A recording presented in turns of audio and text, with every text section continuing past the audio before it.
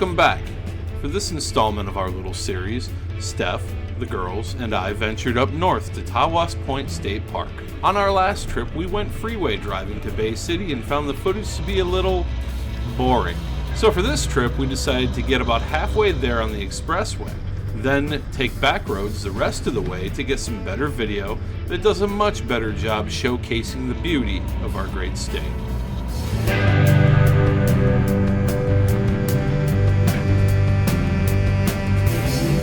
So here we are driving through the Bay City area. We're heading over the Lafayette Street Bridge that crosses over the Saginaw River. Not far from here is the USS Edson. The Edson is a Sherman-class destroyer that was commissioned in 1958 and decommissioned in 1988. Unfortunately, we did not have the opportunity to see this. However, in the future, we're going to have to check it out. While on our travels, Steph and I decided to hit up a couple familiar places on the way. First was Judy's Famous Pies, a very cute little shop located on Huron Road in nearby Linwood. Well, damn, Judy's Pies is closed, so that was a bust. On to the next place, hopefully they're open. We are not sure if the business is permanently closed or if they were shut down for some other reason. Either way, no pie for us. Thankfully, we had better luck with our next stop. Not far from Judy's Pies is Williams Cheese in Peconic. Once Rob improvised a parking spot, he quickly ran inside and grabbed the best cheese you could find in Michigan. If you like a kick, try their pepper jack. It's amazing. After that detour, it was non-stop to Tawas Point.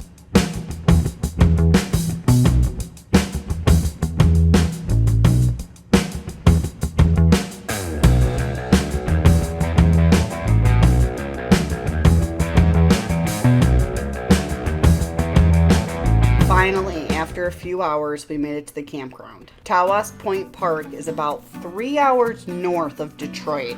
Based on our observations, it's one of the busiest state parks in Michigan. Normally, we reserve our site through Monday morning. One thing we've always noticed is most of the campgrounds we stay at empty out on Sundays. This was not the case at Tawas State Park. And for good reason. This park is amazing. It is located on a peninsula and is very walkable. You could easily make your way to the east side of the grounds and view the sunrise from the beach off Lake Huron, then head out later to the west side of the peninsula for the sunset viewed from the Tawas Bay side.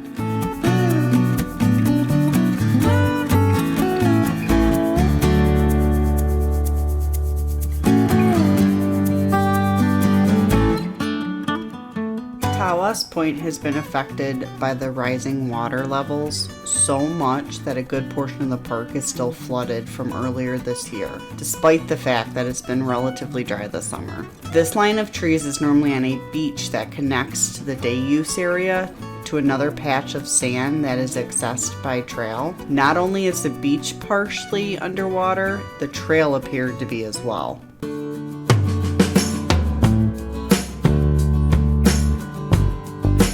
Located within the grounds of Tawas Point State Park is this lighthouse. The Tawas Point Lighthouse was in operation for 140 years and was retired in 2016. We were unable to tour the building during our visit as it was shut down due to the COVID-19 pandemic. This beacon sits almost in the middle of the peninsula and can be seen during the daytime all the way from the other side of the bay. The lighthouse is accessible by foot through the campgrounds or by car through the day-use driveway. When we visited, the day-use road was closed due to high water and storm damage. Originally commissioned in 1853, the original lighthouse was much closer to the shore. Shifting sands extended Tawas Point by nearly a mile. In 1867, the structure had fallen into disrepair. After a captain named Olmsted ran his sailboat aground, it was decided by the Lighthouse Board to rebuild. In 1875, Congress approved $30,000 to erect a new light station. With inflation considered, that would be around $700,000 in 2020.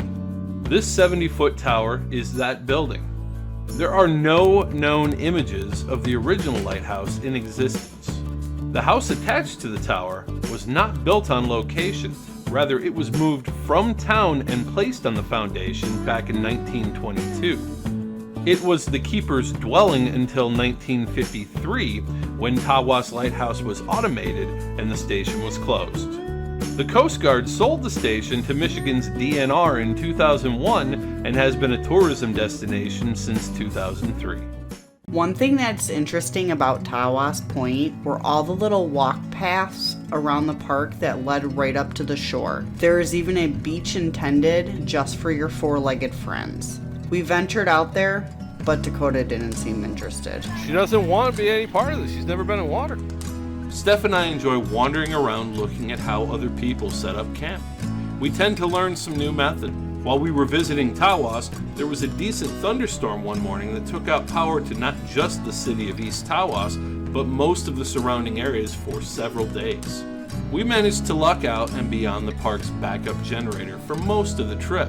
These sites, unfortunately, were all unusable due to high water. It is right there just past the trees. The cabins over there on this side have been temporarily closed as a result. As you can see, most of the beach is underwater. On the east side of the park is the day-use beach. The first full day we were at Tawas Point, the entry road was actually open to drive up to the parking lot adjacent to the beach. The next day, it was closed. Much of the ground around the area has sitting water and many of the walking paths are flooded. There's still much to explore when it all dries out, of course. The bathhouse has been closed until further notice as well. The area appears to be on its way back to normal operation, but for now it's out of order. Also closed for our trip was the Tawas Grill and their Lighthouse gift shop.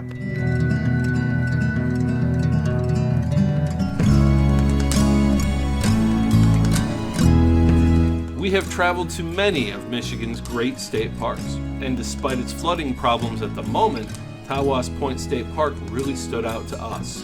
We will most assuredly be back in the near future. That's all for now. We'll be on our way back out soon.